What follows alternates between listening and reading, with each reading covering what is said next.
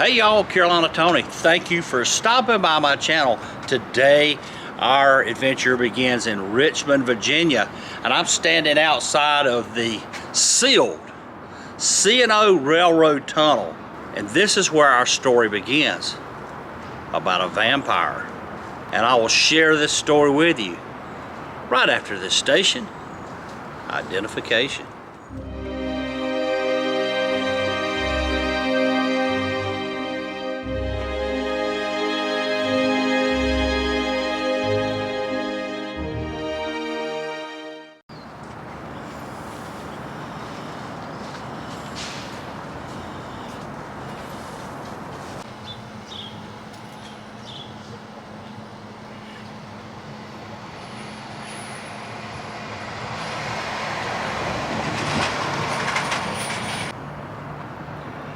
On October the 2nd, 1925, the tunnel collapsed on a work train that was back up in the tunnel, killing, they think, maybe 4 people, and trapping a steam locomotive and some flat cars. Because the tunnel was built on pretty poor earth, over the years they've continued to have problems with cave-ins.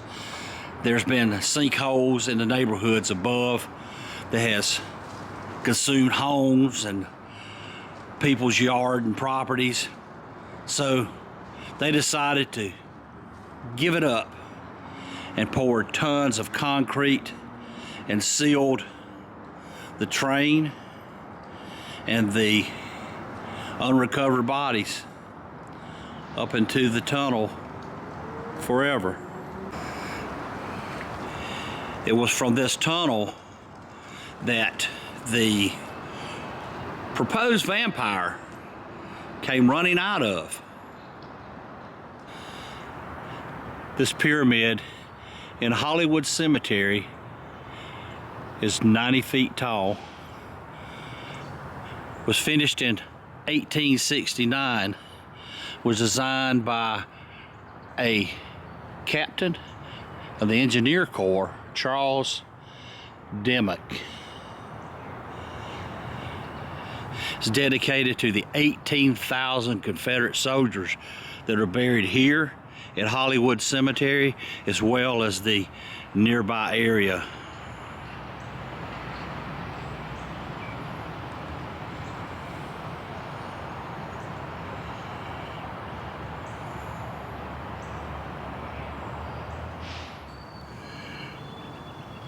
One of the most notable and famous monuments in the Hollywood Cemetery is this one of a Newfoundland dog who stands guard over a little girl's grave. What I could tell is that she passed away, perhaps from scarlet fever, in 1862 before she reached the age of 3. All the folks that come to visit here will call this site the Iron Dog, because he is made from solid iron. Pretty close. The writing on the tomb has been faded away, but they're pretty sure that the last name is Rees, R-E-E-S. The first name, they're not sure. Florence Elizabeth, Bernadine, they're not really sure. We came to Hollywood Cemetery for just a few stories and legends, but while I was here, I uncovered even more. Behind me is a mausoleum that has some bottles inside. The name on the mausoleum is J.J. Wicker. From what I was told, that the lady is a big fan of Barbara Eden. And if you remember, Barbara Eden was I Dream of Jeannie And she lived in a glass bottle in astronaut Tony Nelson's house.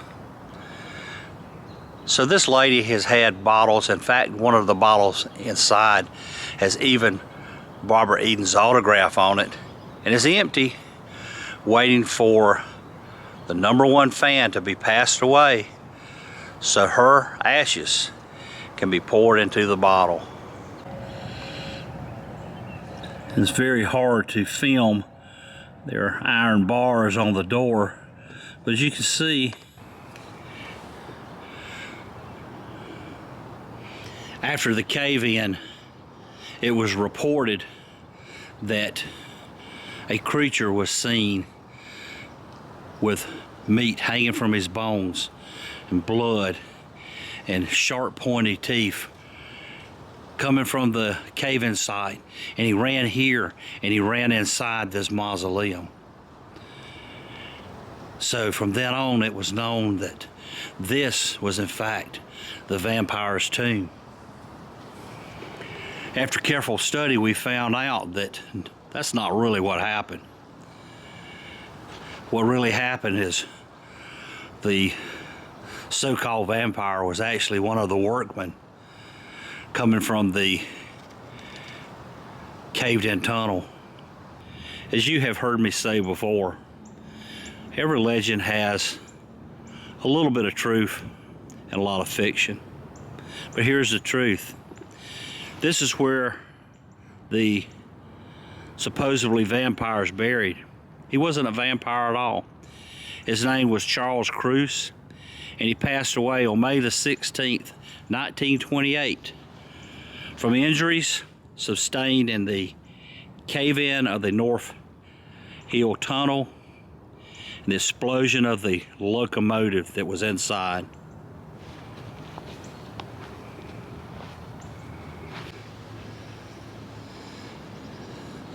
In this hillside, there are several mausoleums, all unique in their own right. There's one on the top of the hill. Here is one. This one is got a little Greek architecture effect. Well, that's going to wrap it up for our tour to Hollywood Cemetery and the legend of the Richmond vampire. Hope you've enjoyed this video. If you did, be sure to go below and give me a big old thumbs up. If you hadn't subscribed yet, please consider doing so. Be sure to share this video with your family and friends. And for now, y'all have a good day.